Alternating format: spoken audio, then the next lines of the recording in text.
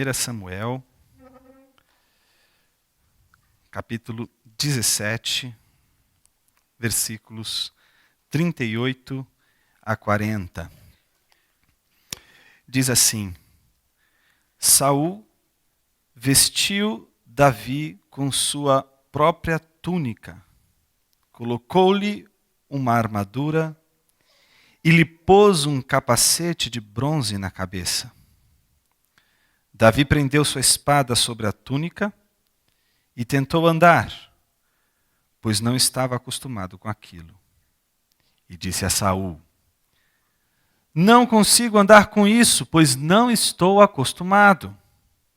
Então, tirou tudo aquilo e em seguida pegou seu cajado, escolheu no riacho 5 pedras lisas, colocou-as na bolsa, isto é, no seu alforje de pastor, e com a sua tiradeira na mão, aproximou-se do filisteu. Senhor Deus, mais uma vez te pedimos, nos ajude nessa manhã a meditarmos na tua palavra e tirarmos dela aquilo que a gente precisa para viver. Que o Senhor confronte nosso coração, que o Senhor console nosso coração, porque são coisas que a tua palavra sempre fazem, confrontar e consolar. Porque tu és um Deus de misericórdia, de compaixão, e tem nos ajudado, desde o dia em que nós nascemos, a viver nesse mundo, de acordo com a tua vontade e o teu querer. Que o Senhor nos ajude a corresponder com aquilo que o Senhor espera de nós. Assim nós oramos. Amém. Ontem de manhã, eu estava fazendo algumas coisas lá em casa, na sala, e de repente ouço um barulho, como se fosse uma pegada. Pá! Pá! Era o Henrique. Chegando na sala, vestido, calçado com o meu sapato. Pá! Pá! E era um esforço para ele andar lá na sala com aquele sapato, que eu olhei e eu comecei a rir. Eu achei engraçado, e ele aí ele achou graça também da coisa. E começou a tentar correr. E no que ele tentou correr, ele caiu, obviamente. O sapato é maior. E foi interessante porque eu estava revisando tudo que eu tinha para falar hoje aqui. Quando ele entrou na sala daquele jeito. E é engraçado porque quando a gente veste, a gente calça alguma coisa que é diferente do nosso tamanho, em princípio pode ser muito engraçado. Pode parecer divertido. Mas com o tempo, aquilo que pode parecer divertido e engraçado, pode ser a razão justamente da nossa infelicidade. Tem um poema do Fernando Pessoa, que eu gosto muito, provavelmente vocês vão me ver citá-lo muitas vezes aqui, porque eu acredito que ele é uma grande verdade. Ele diz assim, um poema chamado Tabacaria. É um poema muito longo, vou citar só um trechinho que é o que nos interessa aqui. Diz assim: Fiz de mim o que não soube, e o que podia fazer de mim, não fiz. O paletó que vesti era errado. Conheceram-me logo por quem não era, e não desmenti. Perdi-me. Quando quis tirar a máscara, era tarde demais. Estava pegada a cara. Quando a tirei e me vi no espelho, já tinha envelhecido. É o grande dilema da nossa vida. Vestir máscaras, vestir roupas, sapatos, ou até mesmo uma armadura que não nos pertence.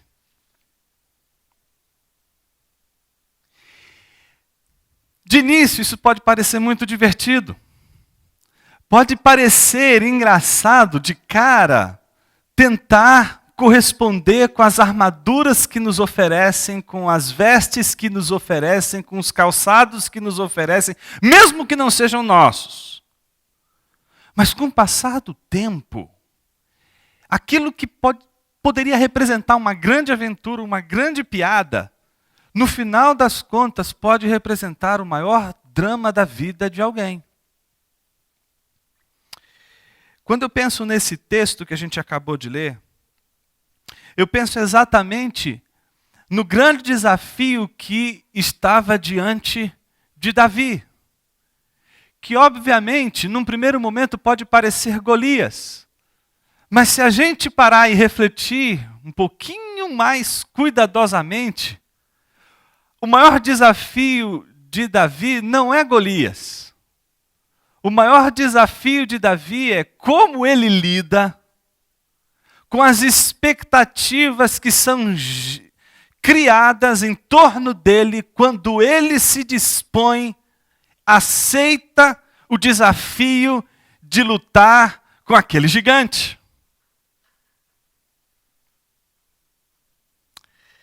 Todos nós, durante a nossa vida e a nossa caminhada, lidamos com grandes desafios, desafios que são gigantes. Muitos de nós, sem dúvida, diante desses grandes desafios, podemos nos sentir pequenos. Podemos nos sentir incapazes. Mas não sei por que cargas d'água, em alguns momentos assim, brota em nosso coração uma esperança, uma fé, uma coragem, que obviamente não está pautada em nossas avaliações pessoais de quem nós somos ou do que nós somos capazes de fazer. Me parece que esse tipo de experiência é o tipo de experiência que toma o coração de Davi. Que mesmo não sendo um combatente, como eram seus irmãos, mesmo não sendo um guerreiro como era Saul, diante daquele grande desafio que representava um grande desafio não só para ele, mas para Saul e todo o povo de Israel, ele se sentiu desafiado e ao mesmo tempo corresponder a este desafio, aceitando esse desafio. O maior desafio dele, entretanto, não era Golias. Estava por vir. O maior desafio que eu estou tentando dizer para você nesse começo de meditação não é o grande alvo da tua vida, mas é como você vai realizar esse grande alvo. É nesse caminho, é nesse trajeto, é nos meios que você dispõe e que o universo inteiro, por mais que você acredite ou não, que seja conspirativo ou não, forma-se ao seu redor uma rede de possibilidades, ainda assim, são estes meios com todas essas possibilidades, todas elas, aquilo que representa o maior desafio da tua vida. O problema não é Golias. O problema é como a gente enfrenta esse gigante. Olha só que coisa interessante acontece nesse texto. E eu queria chamar a atenção para duas coisas. São os dois princípios que eu acho fundamentais nesse texto e que a gente vai meditar nessa manhã e que eu gostaria que a gente guardasse em nosso coração como uma lição da palavra de Deus para cada um de nós. O primeiro deles é de que quando Davi ele se propõe a lutar contra o gigante, ele se depara com um evento inesperado. Qual é o evento inesperado? Saul lhe conceder a sua armadura. Parece, num primeiro momento, algo assim, nada assombroso, nada assim espantoso. Mas se você souber, de acordo com 1 Samuel, capítulo 10, versículo 23, que todos os homens de Israel chegavam só até o ombro de Saul, e que Davi era muito menor do que estes homens, a coisa vai ganhar uma outra dimensão. Ou seja, o maior de todos os homens do povo de Israel era Saul, que era um pigmeu perto do gigante Golias. E Davi, por sua vez, era muito menor do que Saul, e a armadura, portanto, que Saul lhe oferece, não é uma armadura compatível a Davi, porque essa armadura não é de Davi. Essa armadura é a armadura do rei Saul. O rei Saul está dando a Davi uma armadura que não é dele. Então, a primeira coisa que me chama a atenção nesse texto, do qual a gente não pode esquecer, é que o maior desafio de Davi não vai ser se livrar do gigante. É, em primeiro lugar, se livrar da armadura do rei. A primeira coisa, o primeiro grande desafio da nossa vida não é nos livrarmos dos grandes gigantes da nossa vida, mas das armaduras que não são nossas e que nos são colocadas como uma saída, como uma espécie de defesa, de proteção contra os grandes gigantes da nossa vida. Deixa eu te dar alguns exemplos. Casamento, por exemplo, é algo bem interessante para pensar a armadura. A gente põe a armadura no nosso cônjuge. A gente faz isso o tempo todo. A gente põe uma armadura porque a gente quer que essa armadura proteja. Que essa armadura proteja o nosso cônjuge dos perigos à sua volta. Só que essa armadura, como qualquer outra armadura, não pertence ao nosso cônjuge nesse sentido que estou dizendo. Como não pertencia a Davi a armadura que era de Saul. O que representa uma armadura como essa? As expectativas todas que estavam, obviamente, mantidas na armadura de Saul, estavam agora sobre Davi. Se espera de Davi o que se esperaria de alguém que usasse aquela armadura que pertencia a Saul e não a Davi. A gente faz isso o tempo todo, a gente faz isso com um filho. A gente coloca uma armadura no filho. Filho de peixe. Olha a armadura aí, peixinho é. Tem que seguir o caminho da família. Tradição de advogados. Filho advogado, neto advogado, todo mundo advogado. Ou todo mundo médico, ou todo mundo engenheiro. Né? E acompanha-se também filho de pastor. Eu vi isso a minha vida inteira. Pastorzinho é. Em alguns casos, é mesmo. Em outros, não. O fato é que, independente de usarmos ou não uma armadura guarda em si todas as expectativas.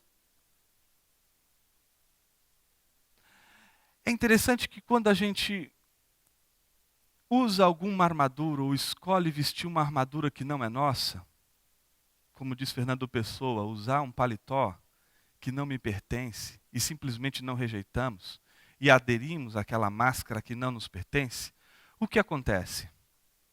Junto com essa armadura vem todas as expectativas em torno dessa armadura. Vou dar um outro exemplo. Eu estava conversando ontem com um pastor amigo. Né? E aí, a gente estava conversando sobre essa questão que existe hoje muito comum na igreja. Hoje a gente vive pessoas das mais diversas denominações, históricas ou não históricas, frustradas com a igreja. E aí elas já estão ou na terceira ou quarta igreja já. E aí elas vêm para a igreja, procuram o pastor. Pastor, o Senhor é a minha última aposta. Tá certo? Aqui é a minha última igreja. Daqui eu volto para o mundão. Se aqui não der certo, eu vou embora. Então eu aposto agora toda a minha fé em você. Se você falhar, olha, para mim acabou. Não tem mais esse negócio de igreja. Isso é uma armadura que o pastor pode simplesmente dizer, sim, e vestir a armadura. E aceitar uma armadura como essa. A gente pode vestir armaduras das mais diversas formas possíveis. A gente pode vestir uma armadura que não tem tanto a ver com as nossas relações pessoais, mas as nossas relações profissionais, por exemplo. Basta que uma pessoa de um determinado cargo na empresa, que desempenhava a função com maestria, ser transferida e escolherem você para ocupar aquele lugar, e você começar a ouvir aquelas perguntas: puxa, fulano fazia isso, fulano fazia aquilo, fulano é brilhante nisso aqui fulano, olha, fazia algo maravilhoso. E aí o fantasma do fulano está todinho ali presente naquela armadura. E se você aceita aquela armadura, você não vai ser você vai ser aquele fulano, porque isso que uma armadura faz. Uma armadura faz você se despreocupar, em primeiro lugar, de quem você é e aceitar uma agenda que não é sua. Aceitar uma identidade que não te pertence. Viver uma vida que não combina com a tua natureza. Fazer coisas, comer coisas, beber coisas que não combinam com você. Que não faz parte da tua agenda. Mas para você ser aceito, ou para você atender essas expectativas, então eu vou beber, ou eu vou fazer isso, ou eu vou fazer aquilo, ou eu vou realizar aquilo outro, porque isso de alguma forma vai atender essa demanda da armadura que colocam sobre mim. Então não são poucos, mas muitos. O que não importa os grandes desafios da vida, sucumbem diante das armaduras que lhes são colocadas.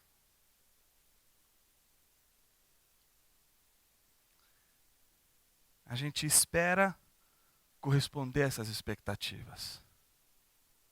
A minha pergunta nessa manhã é se essas expectativas, elas são realmente as expectativas que precisam ser correspondidas. Será que ao aceitar o grande desafio de vencer o grande gigante, em algum momento não sucumbimos diante desse primeiro desafio e estamos tentando lutar com os grandes gigantes da nossa vida, com armaduras que não nos cabem? Nossas ações são desajeitadas, porque não cabem, a armadura não é nossa. A Bíblia diz que quando Davi vestiu a armadura, não é? Pôs o capacete de bronze e prendeu sua espada sobre a túnica e tentou andar, ele não conseguia. Ele disse: não consigo andar com isso, não estou acostumado. Não dava para Davi andar, não dava para Davi se mexer da maneira como ele queria andar, da maneira como ele queria se mexer, porque aquela armadura não era dele. Mais do que isso, a armadura sequer fazia parte da essência de Davi. Davi não era um guerreiro, Davi era um pastor de ovelhas. Ele mexe com outras coisas, são outros instrumentos, são outras ferramentas, é um outro jeito de viver, ele tem uma identidade. Por mais que desse uma armadura para ele, que fosse na sua própria medida, ainda assim, não é para Davi aquela armadura, porque Davi não é um guerreiro, Davi é um pastor de ovelhas. Por isso a minha pergunta para você nessa manhã é: quem você é? Porque é exatamente a resposta que damos a essa pergunta que podemos, de fato, avaliar em que medida nós estamos enfrentando os gigantes da nossa vida da maneira pela qual a palavra de Deus nos orienta. Eu acho que a gente, quando mexe, principalmente com a história e com o jeito de Deus agir, a gente esquece um princípio importantíssimo. De que não importam quais sejam os grandes desafios da tua vida, e pouco importa as tuas limitações, é com elas, justamente com elas, do jeito que você é, que Deus vai operar, que Deus vai trabalhar, que Deus vai efetuar o seu querer. Então, às vezes, a gente acha que a gente precisa corresponder a algumas expectativas que são apresentadas, seja na igreja, seja em casa, seja no trabalho, para que a gente possa realizar e conquistar, ou realizar esse grande desejo do nosso coração, quando, na verdade, a Bíblia está repleta de exemplos, onde Deus usa pessoas que não tinham a menor capacidade de realizar aquilo que elas realizaram, se não fosse pela graça e o poder de Deus. Então isso me faz concluir que todas as vezes que eu ou você resolvemos vestir uma armadura, é porque a gente quer vencer o gigante do nosso jeito. A gente quer vencer o gigante com aquilo que está ao nosso dispor.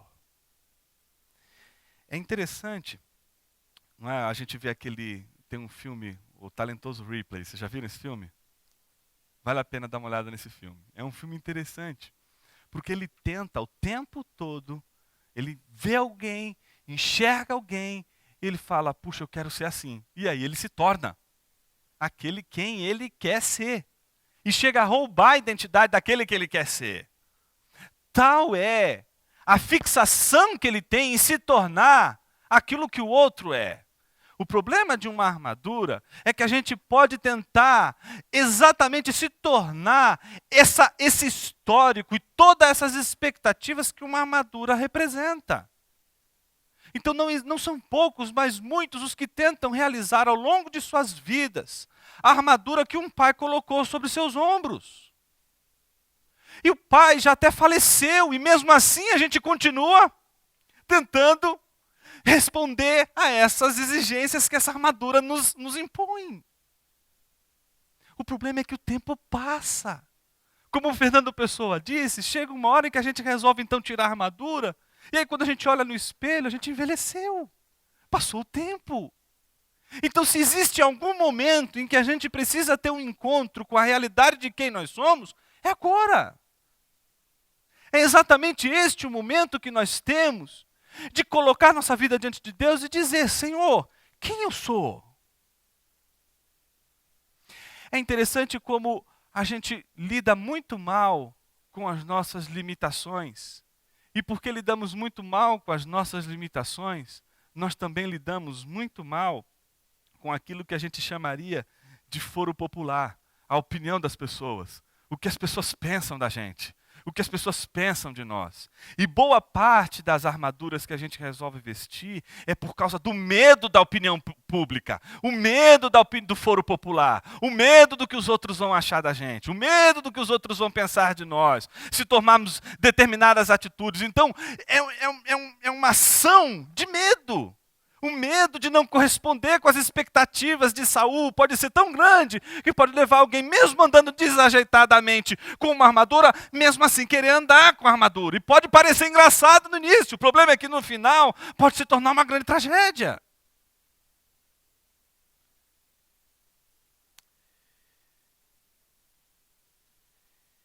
O segundo princípio interessante e último é o princípio que vem acompanhado, obviamente, do ensino desse texto.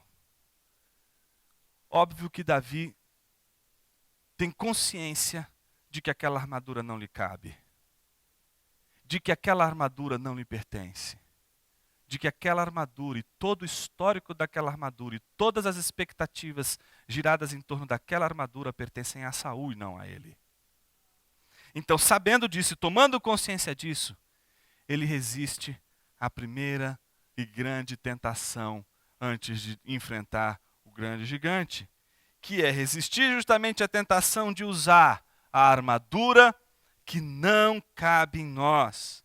Davi resistiu àquela armadura, assumindo a sua identidade, assumindo quem ele era, recusando-se assumir um histórico de outra pessoa, assumir um histórico de outra entidade e assumir o seu próprio histórico, assumir a sua própria história de vida, assumir o seu próprio trajeto como sendo o trajeto pelo qual Deus vai usar para mostrar a sua glória. Deus não vai mostrar a sua glória através das histórias de outros que você tenta ser ou realizar ou fazer como.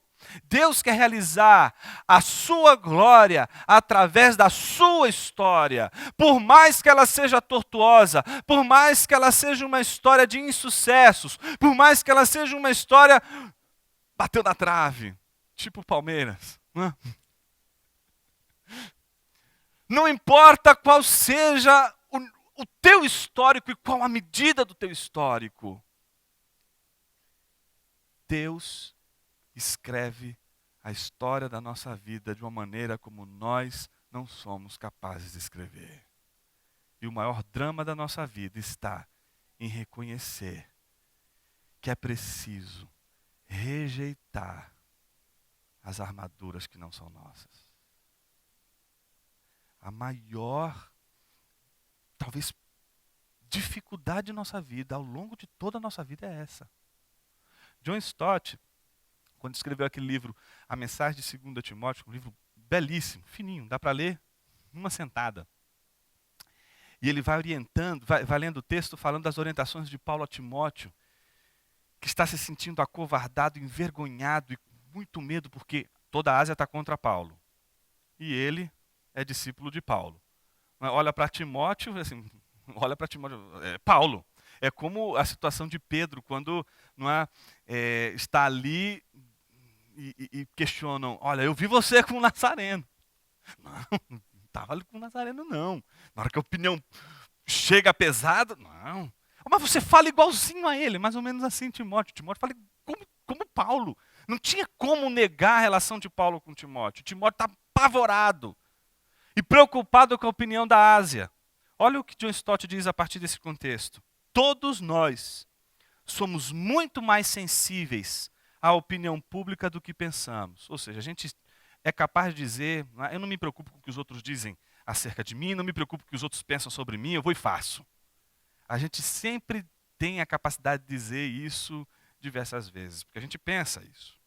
Entretanto, olha o que ele diz. E tendemos, no entanto, a dobrar-nos facilmente às pressões da opinião pública, tal como palmeiras agitadas pelo vento. Se tiver alguma piadinha, né, sobre essa citação no final do culto, vai sofrer repressão, retaliação pastoral.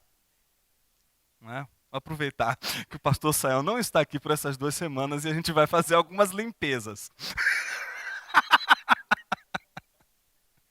Mas veja o que ele está dizendo, a gente se curva como palmeiras ao vento, diante da opinião pública, por mais que a gente diga, não me faz diferença nenhuma o que os outros pensam de mim. Não importa o que os outros pensam de mim. Não é? A gente até canta isso, não é? Tem gente que canta isso, né? Eu quero é Deus, não importa o que vão pensar de mim, eu quero é Deus. Mas no fundo, o que mais a gente pensa é o que os outros pensam sobre nós. E isso exerce um poder enorme sobre nossa vida. Entretanto, o grande desafio é resistir à tentação de usar essa armadura, o que Davi exatamente fez. Olha o que ele fez. Então, tirou tudo aquilo e em seguida pegou seu cajado, escolheu no riacho 5 pedras lisas, colocou-as na bolsa, isto é, no seu alforje de pastor. Tá certo? E com sua tiradeira na mão aproximou-se do filisteu. Ou seja, ele assumiu seu histórico, assumiu a sua vida, assumiu a sua história de vida, assumiu as suas escolhas, assumiu a sua própria identidade, assumiu o seu contexto, não teve vergonha de seu contexto, não teve vergonha de assumir o seu contexto, não teve vergonha de assumir quem ele é, não teve vergonha de usar as armas que ele estava acostumado a usar e se precaviu de não usar as armas que ele não era capaz de usar porque pertenciam a outras pessoas, não usou armadura que não lhe pertencia, não usou instrumentos que não lhe pertencia, não usou recursos que não faziam parte da sua natureza, usou seus próprios recursos. Usou recursos que estavam ligados à sua natureza, usou recursos que estavam ligados à sua identidade, a quem Davi era. Me parece que esse é o modelo de ação do povo de Deus em relação aos grandes desafios. O modelo é sempre esse: temos um grande desafio na nossa frente e existem expectativas sobre nós de como vamos realizar esse grande desafio.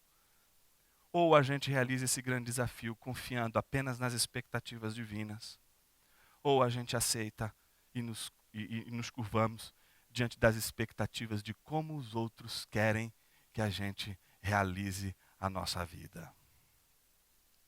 Eu queria terminar com o exemplo que, na minha opinião, é o mais poderoso e o mais forte e que justifica o porquê as armaduras que nos são colocadas são nocivas. Elas podem de início parecer algo bom, o único recurso que você dispõe. Entretanto, atender às expectativas e às demandas que o foro popular tem de nós, logo de cara pode ser exatamente o grande perigo de nossas vidas. E a base fundamental que eu tenho para isso é Jesus de Nazaré. Eu queria terminar com ela. Do início ao fim do ministério de Jesus, ele lutou contra armaduras que queriam colocar, que os homens, os seus discípulos e o povo queriam colocar nele. É muito interessante quando a gente vê, por exemplo, Mateus 16:13, aquele evento em que Jesus ele olha para os discípulos e diz assim: escuta, o que o povo diz que eu sou? Lembram disso? E aí eles dizem o que para Jesus? Olha, uns dizem que você é profeta, outros dizem que você é Elias, outros dizem que você é Jeremias.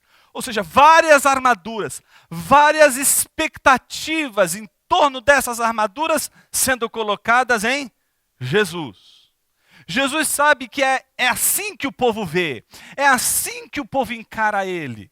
Se perguntasse para um zelote quem era Jesus, Jesus era um guerreiro, Jesus era também um dos zelotas, queria passar a espada ali em Roma. Muita gente tinha uma armadura para colocar em Jesus. Jesus olha para os discípulos que são mais próximos dele e diz assim: vocês, o que vocês dizem que eu sou? E Pedro, não é, sob a iluminação do Espírito Santo, diz: tu és o Cristo, o Filho do Deus vivo. E aí Jesus olha para Pedro e diz assim: é verdade, Pedro. Você disse uma grande verdade, foi o Espírito que te revelou. E aí ele continua a conversa.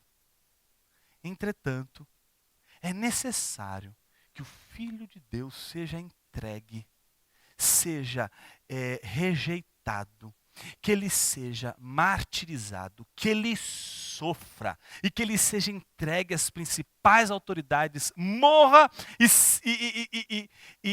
no terceiro dia seja ressuscitado. Quando ele diz isso, o mesmo Pedro que havia dito: tu és o Cristo, Filho do Deus Altíssimo, Filho do Deus vivo, qual foi a resposta de Pedro? Jesus, não é bom que você vá para Jerusalém.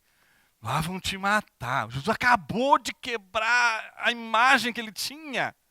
Exatamente dizendo: olha, realmente, eu sou filho de Deus, mas olha o que vai acontecer comigo. Essa é a minha sina, esse é o meu destino, essa é a minha caminhada, esse é o meu trajeto, essa é a minha história e a cruz é o meu gigante. Não, Senhor, não é bom que o Senhor vá para Jerusalém. Na mesma hora em que ele diz: olha, foi o Espírito que te revelou, ele diz: arreda-te daqui, Satanás, porque não cogita das coisas de Deus, mas sim das dos homens.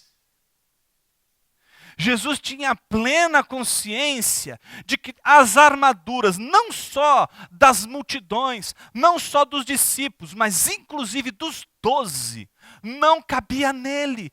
Tanto é assim que mesmo depois de ressurreto, Jesus ele se depara com a armadura querendo ser ainda ali presente, mesmo depois de morto. É aquela famosa passagem de Lucas, final de Lucas, quando Jesus caminha com os discípulos em Emaús, lembram disso? Jesus está andando com os dois, e aí ele percebe que os dois estão tristes e diz assim: puxa, né? Ironicamente, a ironia do texto, né? Por que vocês estão tristes? E eles: como? Você não sabe o que aconteceu nesses últimos dias? Eu falei: não, o que aconteceu nesses últimos dias?